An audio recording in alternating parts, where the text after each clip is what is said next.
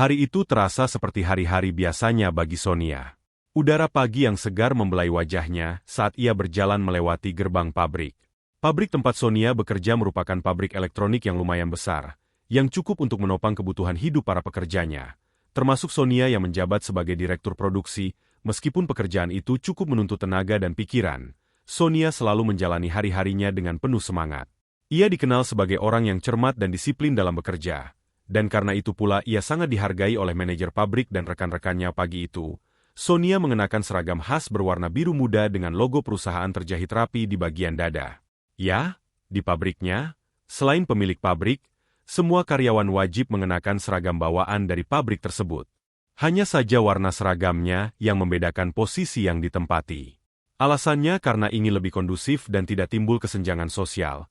Rambut hitam panjangnya yang biasanya tergerai indah kini dikuncir ekor kuda agar tidak mengganggu aktivitas kerjanya. Meski sederhana, Sonia tetap terlihat cantik dan anggun dengan cara yang alami. Aura pemimpinnya selalu memancar dalam tubuh langsingnya. Di tengah kesibukannya mengatur alur produksi, sebuah notifikasi muncul di layar ponselnya yang disimpan di saku celana. Ia mengangkat ponsel dan membaca pesan dari Winda, salah seorang teman lamanya saat SMA. Jangan lupa, makan-makan reuni malam ini. Restoran Santika, jam 7 malam. Pesan Winda singkat namun cukup jelas untuk membuat Sonia termenung sejenak. Sudah lama sekali sejak ia terakhir kali bertemu teman-temannya dari masa SMA. Perlahan, ingatan Sonia melayang kembali ke masa-masa SMA yang penuh kenangan. Saat itu, ia dan teman-temannya adalah kelompok yang sangat dekat. Mereka sering menghabiskan waktu bersama, baik itu belajar, jalan-jalan, atau sekadar mengobrol santai di kantin sekolah. Namun, setelah lulus, waktu dan kesibukan masing-masing membuat hubungan mereka perlahan merenggang. Beberapa dari mereka melanjutkan kuliah di luar kota, sementara Sonia langsung bekerja untuk membantu keluarganya yang saat itu tengah menghadapi masalah keuangan. Semenjak itu, mereka hanya berhubungan lewat media sosial, sesekali bertukar kabar, tapi tidak pernah benar-benar bertemu secara langsung. Hari ini, undangan untuk bertemu lagi terasa sedikit aneh bagi Sonia. Bukan karena ia tidak ingin bertemu teman-temannya, tapi karena ada perasaan ragu yang mulai menghampiri. Ia tahu bahwa hidup mereka mungkin telah berubah drastis dibandingkan dengan dirinya yang masih bekerja di pabrik. Sonia melihat jam di tangannya. Pukul 6 sore kurang sedikit, dan jam kerjanya akan selesai dalam beberapa menit lagi. Restoran Santika berada di pusat kota, sekitar 1 jam perjalanan dari pabrik. Jika ia pulang dulu untuk mengganti pakaian, ia pasti akan terlambat. Apa aku harus datang dengan seragam ini? Pikir Sonia sambil memandang seragam kerjanya. Seragam biru yang dikenakannya itu telah menjadi bagian dari identitasnya selama bertahun-tahun. Tidak ada yang salah dengan seragam itu, pikirnya. Ia bekerja keras untuk mencapai posisinya sekarang, dan seragam itu adalah lambang dari usahanya. Dengan sedikit keberanian, ia akhirnya memutuskan untuk langsung menuju restoran tanpa pulang terlebih dahulu. Toh, mereka teman lama. Mereka pasti mengerti. Gumamnya untuk meyakinkan diri sendiri. Sonia terus melanjutkan pekerjaannya hingga waktu menunjukkan pukul 6 tepat. Kemudian ia bergegas merapikan mejanya, mengambil tas kecilnya, dan langsung menuju tempat parkir pabrik. Dalam perjalanan, pikirannya mulai dipenuhi oleh berbagai spekulasi tentang bagaimana pertemuan itu akan berlangsung. Ia membayangkan wajah teman-temannya yang sekarang pasti sudah jauh berbeda dibandingkan saat terakhir kali mereka bertemu. Apakah mereka juga akan mengenaliku? Tanya Sonia dalam hati, sambil menyetir menuju restoran. Sonia berusaha menyingkirkan perasaan cemas yang mulai menghampiri. Tidak ada yang perlu dikhawatirkan. Mereka hanyalah teman-teman lamaku, dan mereka pasti paham. Batinnya. Namun, di balik semua keyakinannya itu, ada sedikit keraguan yang tak bisa ia singkirkan. Singkat waktu, Sonia pun tiba di restoran Santika tepat waktu. Restoran itu terlihat megah dengan eksterior kaca yang elegan dan pencahayaan yang lembut. Sinar lampu neon berwarna hangat menyinari fasad bangunan, memberikan kesan mewah dan eksklusif. Benar-benar perpaduan yang cocok untuk tempat makan bersama orang-orang kelas atas. Sonia segera memarkir mobilnya di area parkir dan sejenak bercermin di kaca jendela mobil. Ia memperbaiki sedikit lipatan di seragamnya dan menghela napas panjang. Tidak apa-apa. Ini hanya makan malam santai. Sonia mengingatkan dirinya sendiri lagi saat melangkah masuk restoran. Suasana mewah di dalamnya semakin membuatnya sedikit merasa canggung.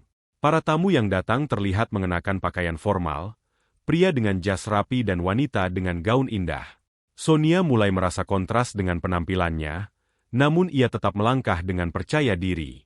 Ia mendekati pelayan yang kemudian mengantarnya ke ruang VIP tempat acara reuni berlangsung. Begitu pintu ruang VIP terbuka, Sonia disambut dengan pemandangan teman-teman lamanya yang duduk di sekitar meja panjang. Mereka terlihat tengah bersenda gurau sambil menunggu hidangan disajikan. Sekilas, ruangan itu penuh dengan tawa dan kebahagiaan. Namun begitu Sonia melangkah masuk, semua pembicaraan terhenti. Senyum yang tadinya ada di wajah teman-temannya perlahan memudar ketika mereka melihat Sonia yang datang mengenakan seragam pabrik. Sonia berusaha tetap tersenyum dan melambaikan tangan, mencoba mengatasi kegugupan yang semakin terasa. "Hai, teman-teman. Udah pada nunggu lama ya?" Sapanya dengan riang. Meski hatinya mulai berdebar kencang, alih-alih mendapatkan sambutan hangat, Sonia justru disambut dengan tatapan heran dari beberapa teman. Winda, yang tadi mengirim undangan, langsung menghampiri Sonia. Namun, bukannya tersenyum, ia justru memandang Sonia dari ujung kepala hingga kaki dengan ekspresi terkejut. "Sonia, kamu datang langsung dari pabrik?" tanyanya. Nadanya terdengar sedikit ragu. Sonia tersenyum kecil dan menjawab, "Iya, aku tidak sempat pulang dulu, karena waktunya mepet." "Tidak apa-apa, kan? Ini kan cuma reuni," jawab Sonia dengan nada ringan. Meskipun ia mulai merasakan ketidaknyamanan yang menjalar, belum sempat Winda menjawab, salah seorang teman yang bernama Siska, yang duduk di ujung meja, dengan cepat menimpali. "Seragam itu agak tidak cocok. Ya, untuk tempat seperti ini, bukan apa-apa. Hanya saja membuat mata sedikit gatal," katanya dengan senyum sinis, membuat beberapa teman di dekatnya tertawa kecil. Sonia terdiam sejenak. Ia tidak menyangka akan mendapatkan tanggapan seperti itu. Sebelum ia sempat membalas, Arif, yang duduk tak jauh dari Siska, berkata dengan nada lebih keras, "Benar sekali. Restoran seperti ini sepertinya lebih cocok buat orang kantoran, bukan buruh pabrik." Hahaha.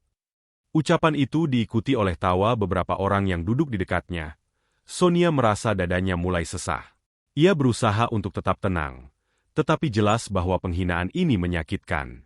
Namun, Sonia memilih untuk tidak menanggapi mereka. Ia hanya tersenyum tipis dan berjalan ke arah meja, berharap bisa duduk dengan tenang tanpa lebih banyak komentar. Tetapi suasana semakin canggung ketika seorang teman lainnya, Lina, yang duduk di salah satu kursi kosong, dengan cepat berkata, "Maaf, kursi di sebelahku sudah ada yang pesan."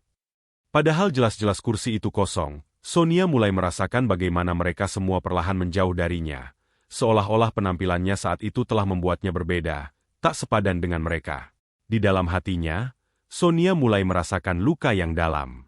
Sesederhana seragam yang ia kenakan, rupanya cukup untuk membuat teman-temannya yang dulu dekat berubah menjadi orang asing yang dingin dan penuh ejekan. Saat Sonia mencoba untuk mengabaikan sindiran-sindiran tersebut, satu persatu temannya mulai membanggakan jabatan dan kesuksesan mereka. "Aku baru saja dipromosikan jadi manajer di perusahaan multinasional," ujar Roni dengan nada sombong. "Wow. Keren kamu, Ron. Tapi aku tak kalah keren dong. Aku sekarang sudah jadi direktur di perusahaan properti besar," kata Fajar dengan nada bangga. "Hei. Memangnya kalian saja yang boleh membanggakan diri? Aku juga boleh dong?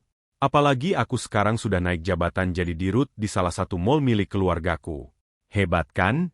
Dan itu berkat kerja kerasku sendiri loh," ucap Regina yang tak kalah sombongnya. Mereka semua terlihat berlomba-lomba memamerkan posisi dan pencapaian mereka, seakan-akan Sonia tidak ada di sana. Puncaknya, ketika salah seorang teman yang tidak pernah begitu akrab dengannya dari dulu, secara sengaja menyiram segelas air ke wajah Sonia sambil tertawa.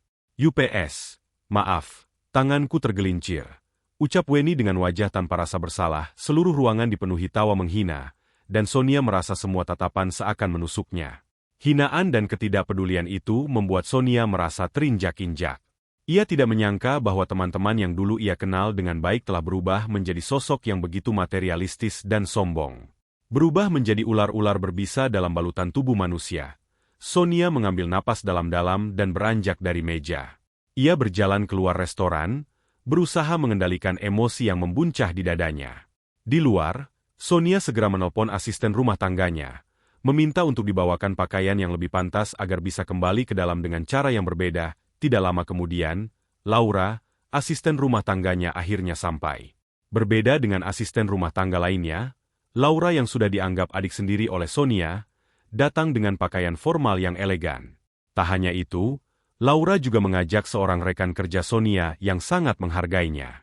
Dia adalah Raffi, seorang eksekutif muda yang selalu setia mendampinginya dalam pekerjaan. Setelah selesai berganti pakaian di mobil, dengan langkah mantap, Sonia kembali masuk ruangan tempat teman-temannya masih tertawa-tawa. Begitu Sonia masuk, ruangan seketika hening. Semua mata menatapnya dengan terkejut. Mereka tidak menyangka Sonia bisa berubah begitu drastis. Bukan hanya dari penampilannya yang kini terlihat sangat berkelas, tapi juga pemimpin dan kepercayaan diri yang terpancar darinya. Sonia berdiri di tengah ruangan dan memandang satu persatu wajah teman-temannya. Tanpa tergesa-gesa, ia mengambil kursinya kembali.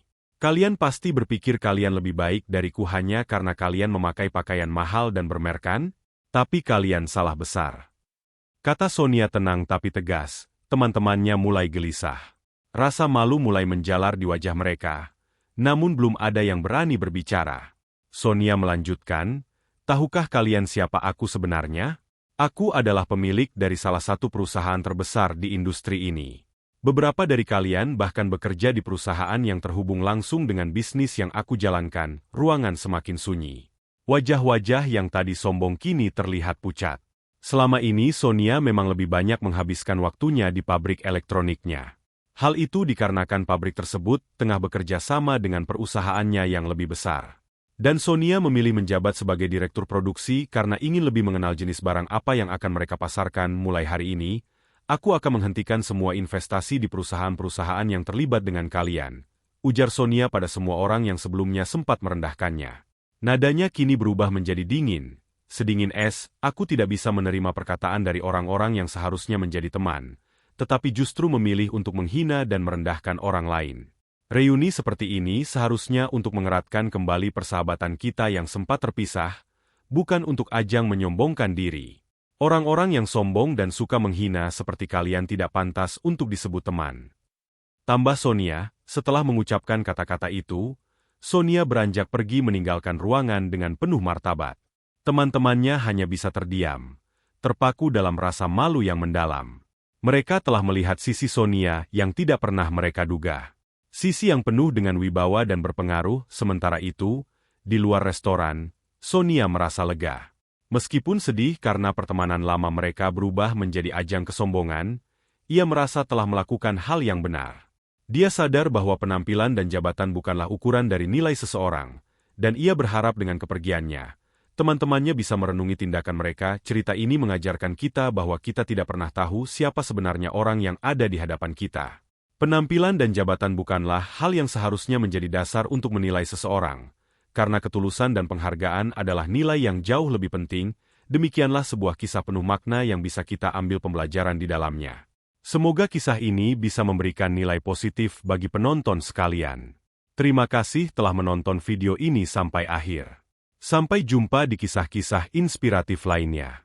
Jangan lupa like, subscribe dan tinggalkan jejak kalian di kolom komentar.